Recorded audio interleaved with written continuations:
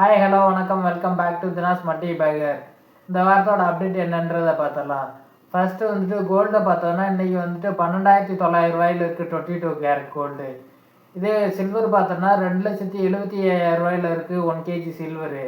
சில்வரை consider பண்ணாதீங்க.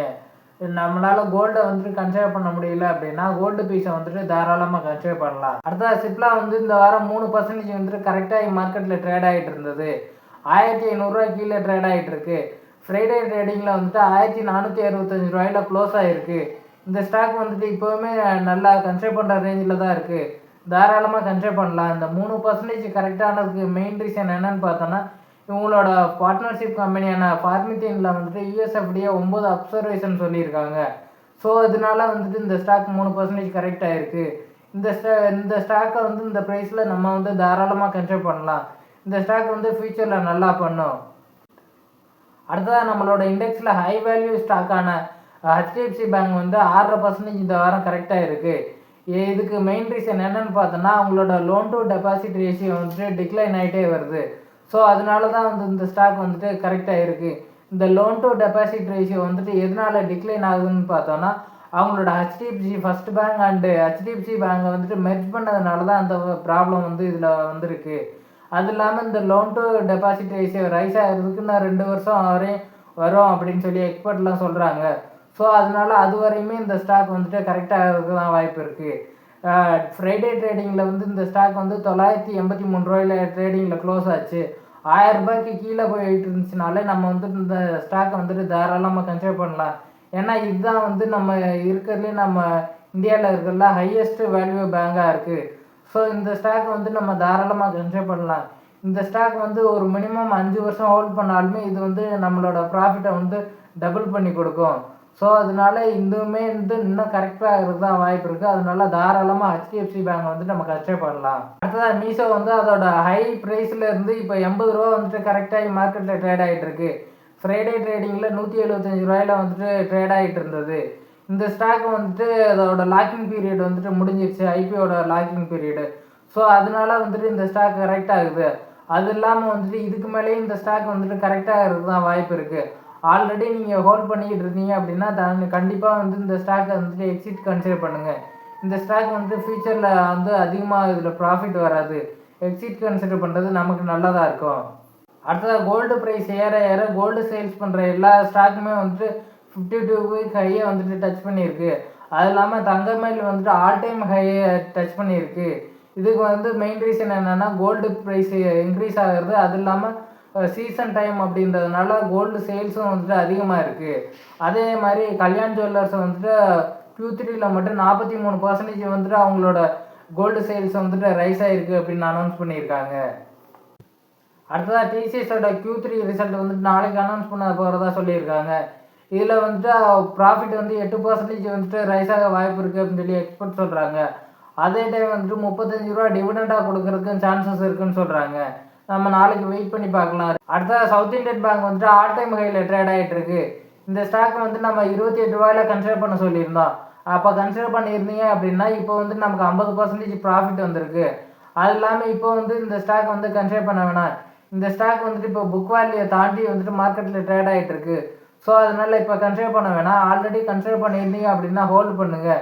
So exit consider பண்ணாதீங்க. இந்த ஸ்டாக் இது இல்லாமல் இன்னுமே ஃபியூச்சரில் நமக்கு ப்ராஃபிட் பண்ணி கொடுக்கும். ஸோ அதனால் ஹோல்டு பண்ணுங்கள். அடுத்த கர்நாடகா பேங்க் இந்த வாரம் 6% கரெக்டாகி மார்க்கெட்டில் ட்ரேட் ஆகிட்டு இருக்கு. இந்த ஸ்டாக் 187 ரூபா அப்படின்ற ரேஞ்சில் ட்ரேட் ஆகிட்டு இருக்கு. இதோட புக் வேல்யூ பார்த்தோன்னா 319. ஸோ அதனால் நம்ம இந்த ஸ்டாக்கை தாராளமாக கன்சிடர் பண்ணலாம். இந்த பேங்க் எப்போவாக இருந்தாலும் புக் வேல்யூ ரீச் பண்ணும். ஸோ அதனால் இப்போ இந்த ஸ்டாக்கை கன்சிடர் பண்ணோன்னா ஃபியூச்சரில் நமக்கு நல்ல ரிட்டர்ன் வரும். அடுத்ததாக கோல்டு சில்வர் மாதிரியே காப்பரோட ப்ரைஸும் ரைஸ் ஆகிட்டே இருக்குது. ஸோ அதனால் அதானி காப்பரை மேனுஃபேக்சர் பண்ணுறதுக்கு இறங்க போகிறோம் அப்படின்னு சொல்லியிருக்காங்க. அதே டைம் வேதாந்தா அவங்களோட தூத்துக்குடி பிளான்ட்டை க்ரீனில் நாங்கள் காப்பர் மேனுஃபேக்சர் பண்ணுறோம். ஸோ அதுக்கு எங்களுக்கு பர்மிஷன் கொடுங்க அப்படின்னு சொல்லி கவர்மெண்ட்டிட்ட கேட்டிருக்காங்க. பட் ஆனால் பர்மிஷன் கிடைக்குதா இல்லையான்னு என்னன்னு தெரில. நம்ம வெயிட் பண்ணி பார்க்கலாம் பர்மிஷன் கொடுக்குறாங்களா இல்லையா அப்படின்னு. அடுத்த நாட்கோ ஃபார்மா டெல்லி ஹைகோர்ட்டில் ஒரு கேஸ் ஃபைல் பண்ணியிருக்காங்க. என்னன்னு பார்த்தோன்னா நாவா நாடிஸ்கோட செமிக்ளோடட் பேட்டன்ட் வந்துட்டு இந்த வருஷம் மார்ச்சில் தான் எக்ஸ்பிரி ஆகுது. பட் ஆனால் அதுக்கு முன்னாடியே எங்களுக்கு வந்துட்டு சேல்ஸ் பண்ணுறதுக்கு பர்மிஷன் கொடுங்க, எவர் கிரீனாக வந்துட்டு பேட்டண்ட்டை வச்சிருக்க தேவையில்லை அப்படின்னு சொல்லி ஒரு கேஸ் ஒன்று ஃபைல் பண்ணியிருக்காங்க. இதனால வந்துட்டு 6000 கோடி மார்க்கெட் வந்துட்டு இந்தியாவில் இருக்குது. ஸோ அதை வந்துட்டு கேப்சர் பண்ணுறதுக்கு இவங்க பார்க்குறாங்க. அது இல்லாமல் வந்துட்டு அதர் கண்ட்ரிலேயும் வந்துட்டு உங்களுக்கு ஸ்ட்ராங்கு எக்ஸ்போர்ட் மார்க்கெட் இருக்குது. ஸோ அதனால் அங்கேயும் வந்துட்டு எக்ஸ்போர்ட் பண்ணி இவங்க வந்துட்டு சேல்ஸை ரைஸ் பண்ணுறதுக்காக அதை பிளான் பண்ணியிருக்காங்க. அடுத்த விப்ரோவில் ஒர்க் பண்ணுற எம்ப்ளாயிஸ் எல்லாருக்குமே வந்துட்டு இதுக்கு மேலே ஒர்க் ஃப்ரம் ஹோம் கிடையாது. நீங்கள் வந்து மினிமம் 3 நாள்னாச்சும் வந்துட்டு ஆஃபீஸ் வரணும். அதே மாதிரி பஞ்ச் டைமும் வந்துட்டு 6 ஹவர்ஸ் மினிமம் இருக்கணும் அப்படின்னு சொல்லியிருக்காங்க. அப்படி மெயின்டைன் பண்ணல அப்படின்னா நாங்கள் வந்துட்டு சேலரியில் வந்துட்டு இதை வந்து கட் பண்ணுவோம் அப்படின்னு சொல்லி அனௌன்ஸ் பண்ணியிருக்காங்க. அடுத்த வெனிசுலா நாட்டோட பிரதமரான மதுரோவை வந்துட்டு யூஎஸ் கவர்மெண்ட் வந்துட்டு அரெஸ்ட் பண்ணாங்க. அதுக்கப்புறமா வந்துட்டு வெனிசுலா நாட்டில் இருக்க க்ரூட் ஆயில் ஃபுல்லாக வந்துட்டு எங்களுக்கு சொந்தமாகும் அப்படின்னு சொல்லி யூஎஸ் பிரசிடென்ட் டொனால்ட் ட்ரம்ப் சொல்லியிருக்காரு. அது இல்லாமல் 50 million ton barrel per day வந்துட்டு நாங்கள் வந்துட்டு யூஎஸ்க்கு எக்ஸ்போர்ட் பண்ணுவோம் அப்படின்னு சொல்லியிருக்காரு. நம்ம வெயிட் பண்ணி பார்க்கலாம் இது வந்துட்டு எந்த அளவுக்கு போகும் அப்படின்னு. அது இல்லாமல் வந்துட்டு இப்போ க்ரூட் ஆயிலோட ப்ரைஸ் வந்துட்டு $48 வந்துட்டு குறைஞ்சிருக்கு. பட் ஆனால் இங்கே வந்துட்டு நம்மளோட பெட்ரோல் ப்ரைஸ் வந்துட்டு அதே $102 தான் இருக்குது. இது மெயினாக வந்துட்டு இந்த க்ரூட் ஆயில் குறைஞ்சி அப்படின்னாலே அது ஃபுல்லாகவே வந்துட்டு ஆட்டோமேட்டிக்காக ரிலையன்ஸ் குழுமத்துக்கு தான் சேரும்.